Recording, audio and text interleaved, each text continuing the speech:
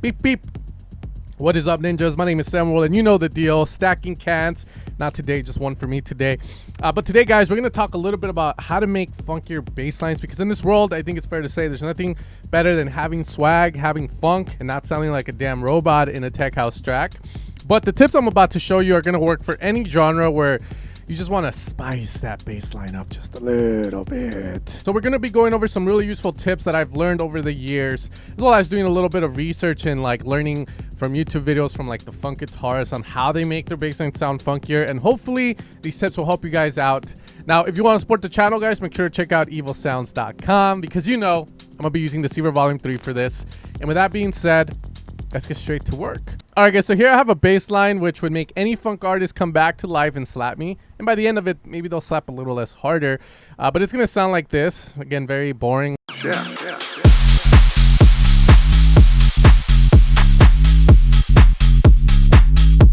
Okay, so very standard, just, you know, square bass line. I took off this saw so it doesn't sound full and whatnot. And that's essentially the bass that we have. Now, if you have bass lines that sound this way, what are you doing?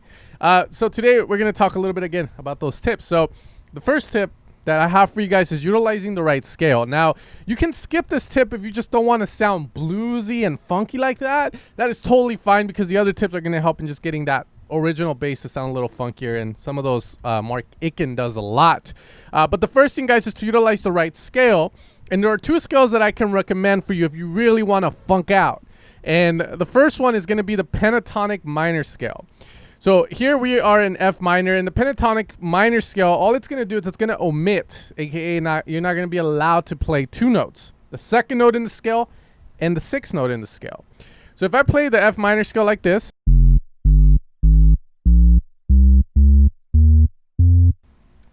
now the pentatonic minor,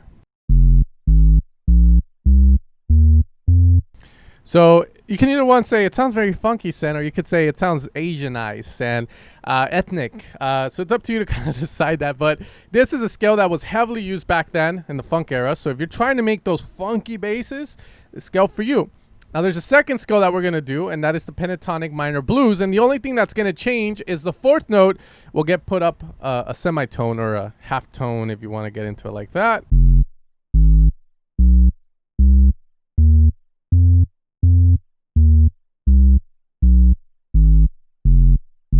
I mean, that's all you really have to play. Freestyle that for your friends, and I promise they will be like, God damn, I didn't know you had a little bit of... I ain't gonna say it because people will get mad. All right, so that's the first thing. So we can do this ourselves here. So right now we have this scale, and you can see I'm already messing up. I did this on purpose, of course, but I'm playing the second note and I'm playing the sixth note in this. So what I can do instantly, if I want to amp this up a bit, is I can move the C sharp to either C or the D sharp. So I'm always on top of a D, you know me. So we go there. And now from here, we're going to move this G up to maybe the A sharp.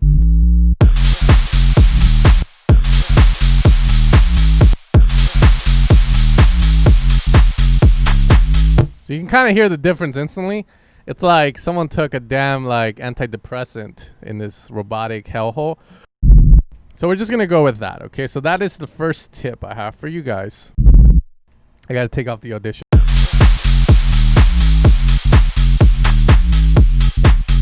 Now, of course, you know, I could go and hit that blue minor. So that would be this guy up a half tone. And that sounds a little funkier. So we're going to do that.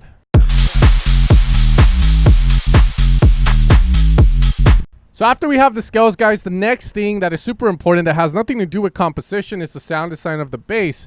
Now, a lot of the times, the envelope here that you guys see is a huge, huge funky killer. And what that means is if obviously if we're like sustaining all the way through,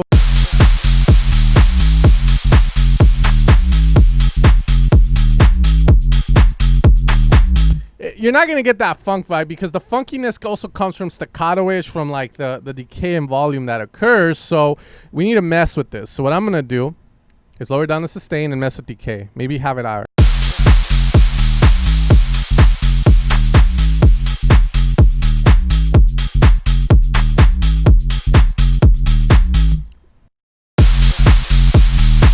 You can already tell the difference that happened.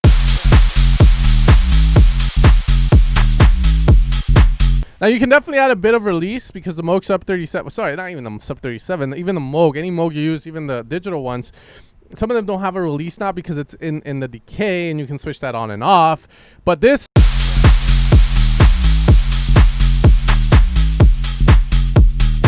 can add a little bit of wonder as the note is allowed to kind of float a little.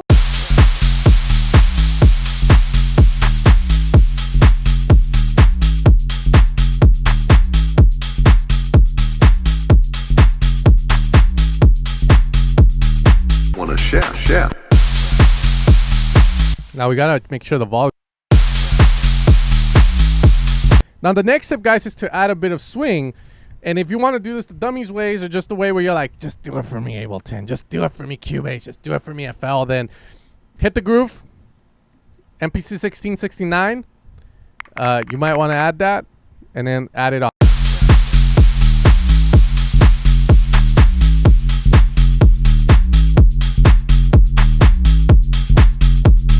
Now there's a big difference, as you can hear.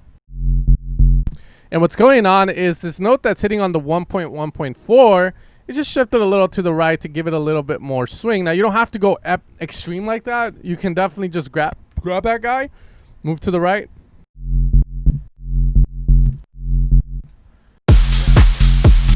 We hear that change. It's like funking my. Yeah.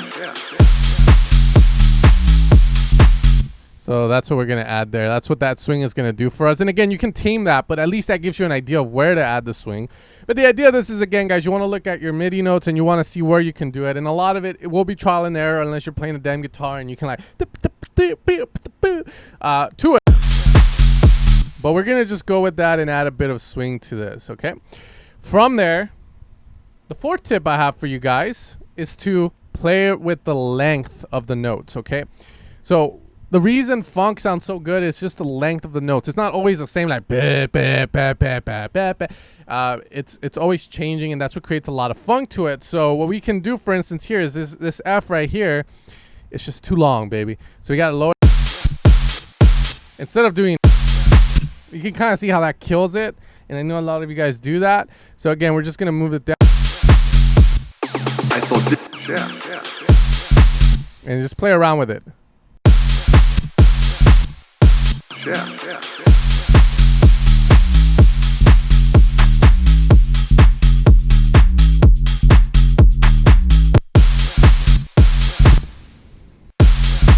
See, that's too much as it is, so we're gonna move back.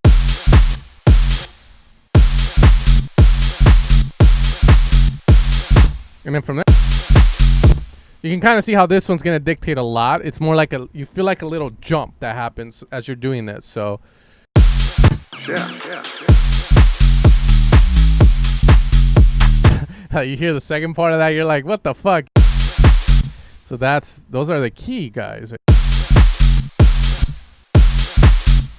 The key is here as well. Like, I feel like it loses a little bit of power, so I am gonna add a bit of release, just a tiny bit. Okay, legato. And from there, just play around with it a little bit more. Yeah.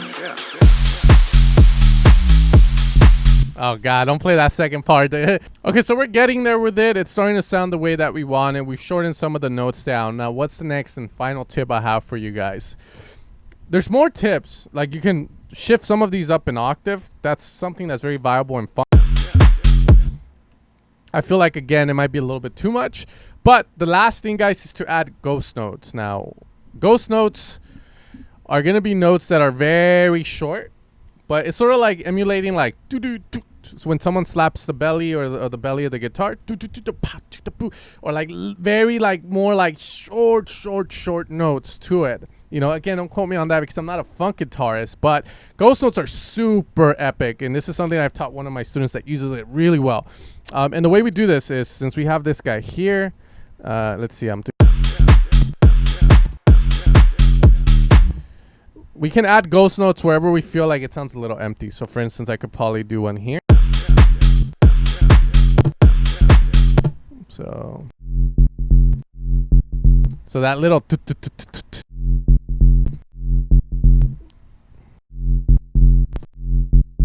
So that's a ghost note. So imagine I didn't even do if that's what you want, but those are ghost. Again, we can make it shorter as well. It's like a knock in a way, if you want to say it. And you can definitely use another perk for this if you want to do it with that. But again, just adding a bit of a ghost note. Yeah, a little bit more, baby. You remove. And then we put it back.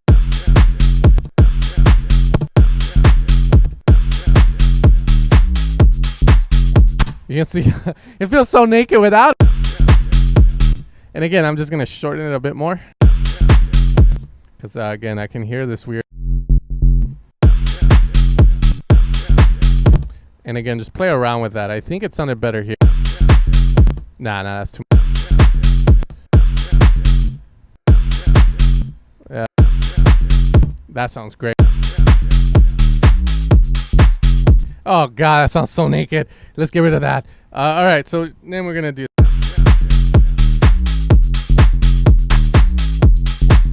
Okay, so now that we have all that, those are all the tips I have, guys. You guys have sucked me dry of knowledge. But again, this is what we had when we started.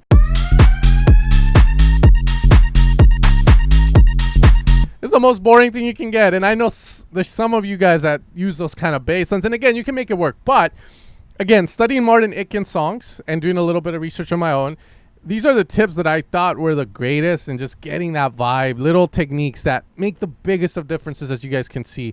Essentially, it's the same melody that we're just using, again, a different scale, same sort of like, I guess you call it degree or some shit.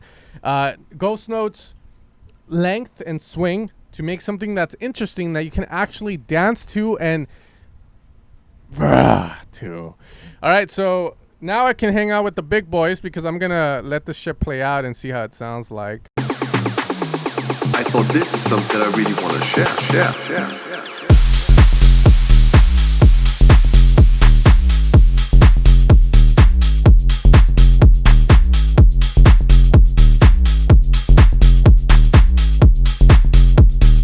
Want to share.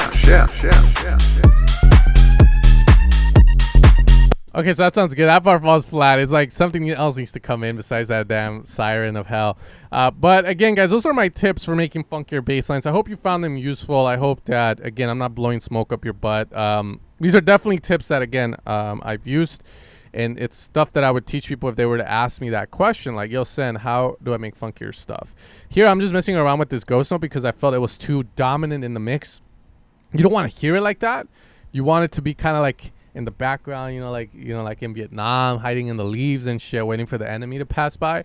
That kind of vibe, not like straight up like, here I am. I'll catch you guys next time for another video. Again, if you want to support the channel, you like what I do here, you like the fun we have, keep it going. Support a sound bank. Deceiver Volume 2 is, or 3, guys, is here by popular demand. And, I tried my best to make these sounds good for you guys to utilize to make cool ideas for Tech House. And I hope that these tutorials help and are supplemental to the pack so that you guys can make dope music, release it, and then I can hear my damn cringy vocals in every damn song in the Spotify playlist and whatnot. Well then, guys, you guys take care. Peace out. And you guys have a good rest of your day.